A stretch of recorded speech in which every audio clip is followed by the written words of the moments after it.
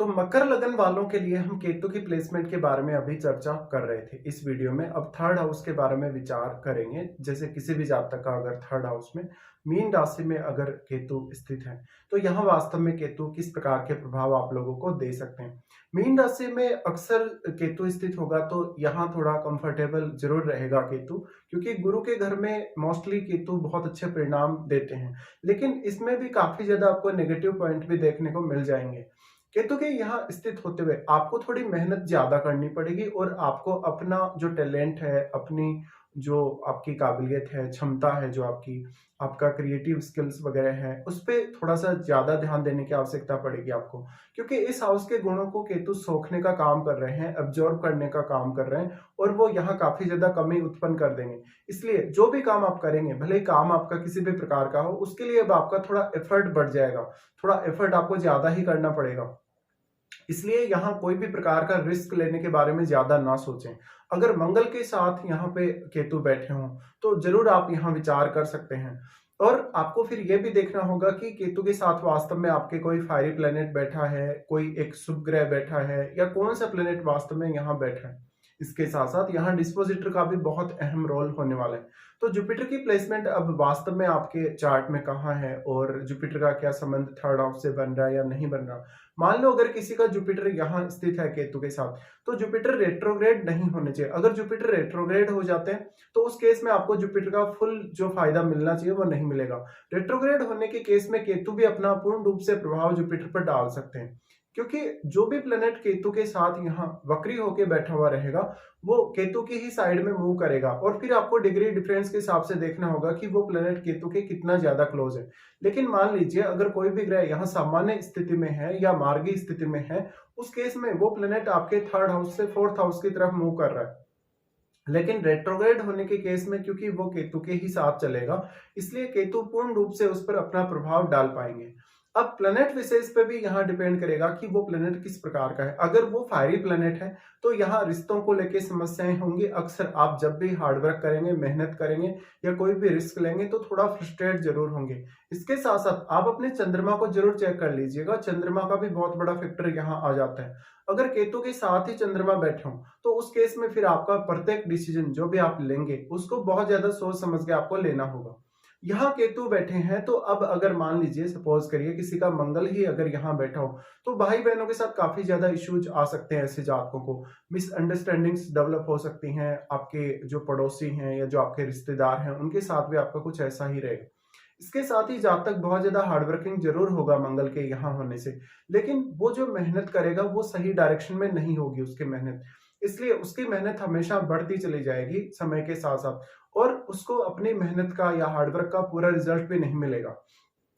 यहाँ जो भी प्लेनेट बैठेगा उससे संबंधित आपके चार्ट में भाव कौन कौन से हैं उन भावों को जरूर देखेगा। उन भावों से डील करने, उन भावों से रिलेटेड आपको डिसीजन लेने में काफी ज्यादा कंफ्यूजन रह सकता है या परेशानियां आ सकती हैं। हो सकता है कि उन भावों से रिलेटेड डिसीजन लेने में आपको काफी ज्यादा मिसअंडरस्टैंडिंग का सामना करना पड़े या काफी ज्यादा कंफ्यूजन का सामना करना पड़े। कहीं ना कहीं उन भावों से जुड़े हुए रिश्तों से भी आपका थोड़ा डिटेचमेंट सा रहेगा। तो कोई भी बहुत बड़ी अपेक्षा उन भावों को लेके आप ना रखें। इसके साथ साथ केतु के साथ जो भी प्लेनेट बैठा हुआ होगा वास्तव में अगर वो बहुत ज्यादा क्लोज हो केतु के, तो आपको उस जो प्लेनेट है उससे रिलेटेड कारकत्व में काफी ज्यादा कमी महसूस होगी और उस प्लेनेट को आपको ज्यादा फिर मजबूत करना चाहिए।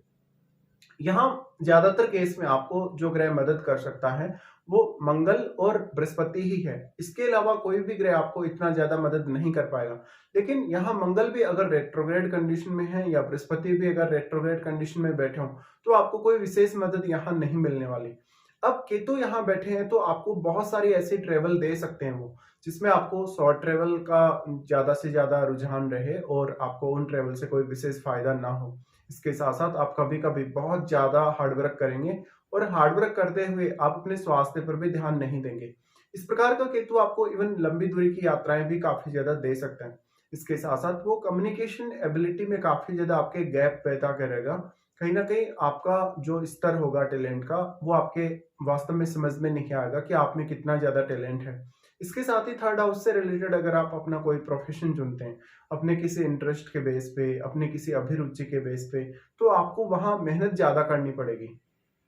अब देखिए यहाँ आप ये भी बोल सकते हैं कि राहु आपके 9th हाउस में है और राहु का प्रभाव भी केतु पर है, लेकिन आपको यहाँ ये समझना जरूरी है कि राहु और केतु के मध्य 180 डिग्री का जो एंगल बना हुआ है उसकी वजह से राहु एक सीमा तक ही केतु पर प्रभाव डाल सकते हैं। लेकिन राहु के साथ बैठा हुआ ग्रह जरूर ही सबसे ज्यादा प्रभाव डाल पाएगा केतु पर और केतु के साथ बैठे हुए ग्रह पर भी, क्योंकि राहु और केतु में अगर हम देखें तो 180 डिग्री का जो एंगल बन रहा है उसकी वजह से कहीं ना कहीं राहु का जितना मूवमेंट होगा उतना ही मूवमेंट केतु का भी होगा।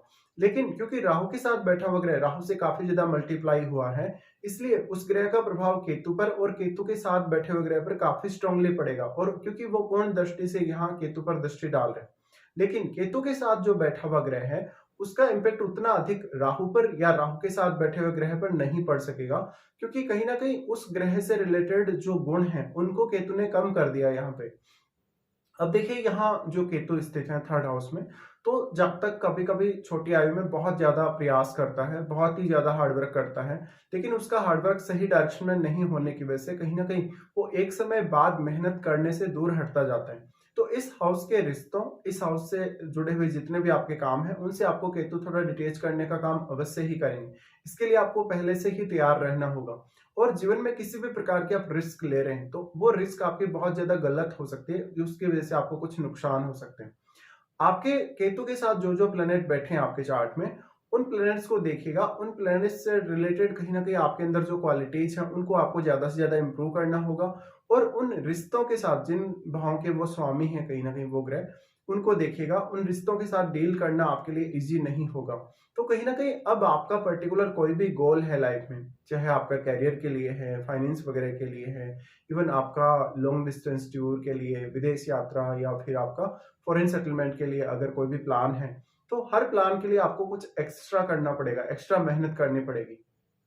फिर यहाँ पे बात आ जाती है आपकी महादशा की, कि वास्तव में आपको कौन से प्लेनेट की महादशा है, क्या वास्तव में आपको केतु की महादशा है, क्या वास्तव में केतु के साथ बैठे हुए ग्रह की महादशा, ये सब भी आपके लिए देखना जरूरी होगा।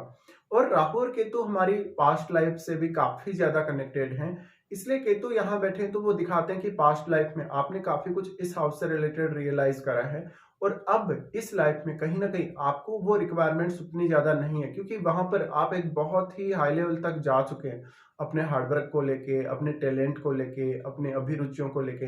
अब जो आपका मेनली जो ऑब्सेशन जुड़ा है वो आपके 9th हाउस से जुड़ा है। हालांकि यहाँ केतु आपको स्टडीज में काफी ज्यादा मदद जरूर करेंगे, आपको इवन हायर स्टडीज में भी और शुरुआती स्टडीज में भी, लेकिन जो आप हार्डवर्क करेंगे, जो आप मेहनत करेंगे, सिर्फ उसी का जो रोल है कहीं ना कहीं उस पर ही केतु का प्रभाव पड़ेगा।